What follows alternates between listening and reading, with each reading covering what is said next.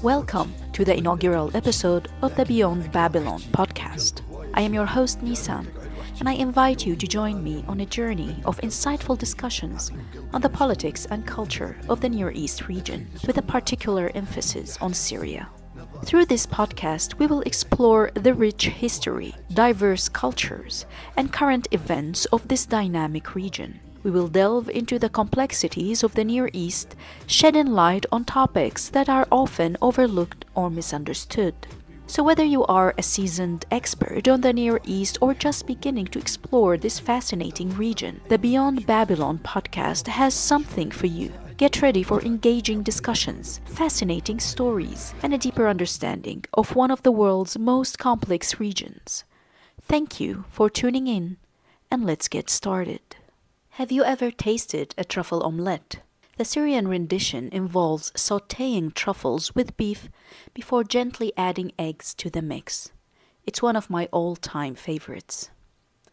I recently had a conversation with a friend who was deeply interested in a book about the captivating world of fungi. Entangled Life, authored by Marilyn Sheldrick, is an eloquently written exploration of a realm we have yet to understand fully.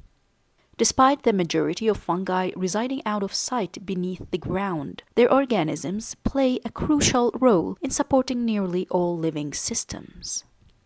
My friend was captivated by the book's opening chapter on truffles, and the conversation on truffles brought back memories of my experiences with eating this seasonal delicacy in Syria.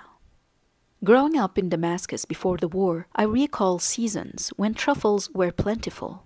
Families would purchase large quantities and store them for later use. I remember watching my mother clean and boil the truffles, setting them aside to cool before freezing or cooking the aromatic fungi. I couldn't resist sneaking into the kitchen to snag a boiled black or white truffle, biting into it like an apple. In Syria, truffles are referred to as kime, while in Standard Arabic they are called kem'a or faka. The fungi have earned the nickname Daughters of Thunder, as truffle collectors observed increased numbers following thunderstorms. Some religious scholars in the region even associate truffles with the manna and quails that God sent to the Israelites during their journey to the Promised Land. Cultivating truffles is notoriously difficult, which is why they can command prices of hundreds of dollars per pound. One of the most expensive truffles ever sold at auction fetched a staggering $330,000. This 3.3-pound specimen, one of the largest truffles ever found in Europe, was discovered in Tuscany, Italy. Though truffles may not be visually appealing, often resembling rocks or misshapen potatoes, their quality is determined by size and aroma. Owing to these unique characteristics, truffles are considered a rare delicacy in many cuisines, with some varieties being highly sought after by gourmet chefs. In Syria, between February and April each year, hundreds of impoverished individuals venture into the Syrian desert, known as al-Badiah, to harvest truffles.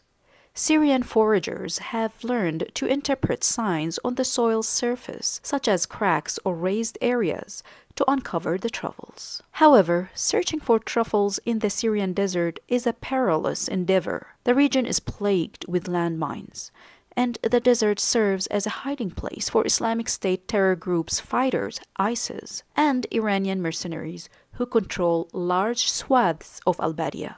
According to the UK-based War Monitor, the Syrian Observatory for Human Rights, since February, over 200 Syrian truffle foragers have been killed in the desert, mostly in ISIS attacks. In a country ravaged by 12 years of war and mired in a deepening economic crisis, where the average monthly salary is roughly $18 and 90% of people live under the poverty line, desert truffles can fetch as much as $25 per kilo, a significant sum for those willing to risk their lives. Muhammad Salha, a truffle forager, told AFP in a trembling voice that his livelihood is steeped in blood, using the famous Syrian idiom "لقمة مغمسة بالدم." This expression highlights the extreme hardship individuals face when trying to earn a living amidst inhuman conditions. It emphasizes the severe challenges and dangers people confront in their quest for survival.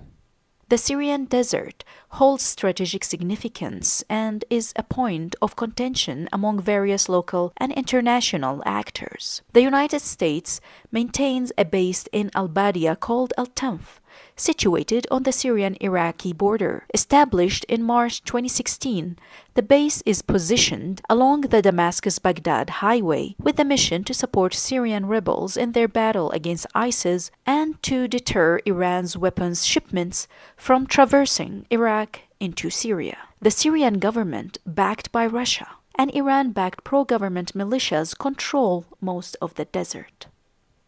Although ISIS' physical presence was defeated by the global coalition in 2019, ISIS insurgents persist in roaming and pillaging the area. Locals often fall victim to landmines and unexploded ordnance planted in the area. Iranian-backed militias and ISIS insurgents surround their territories with anti-personnel mines haphazardly placed without any warning signs indicating the presence of explosives. This puts roaming shepherds and Bedouins in the al-Badiah in a grave danger. Ground reports indicate that Iranian militias and ISIS insurgents have identified the lucrative opportunities offered by truffle season and have consequently established networks with select foragers and truckers. For years, war profiteering and looting were common among different warring parties in Syria. Any truffle forager attempting to collect truffles outside these networks risks being killed.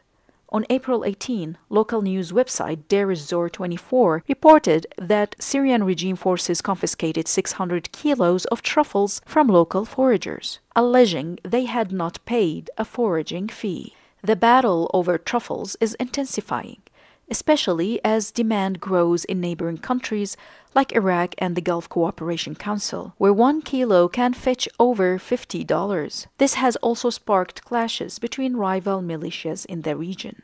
It is the impoverished shepherds and Bedouins in al-Badiah who pay the ultimate price with their lives, as they continuously find themselves in a struggle for survival within a country where death has become the lesser evil.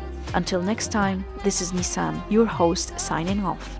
Thank you for listening to the Beyond Babylon podcast.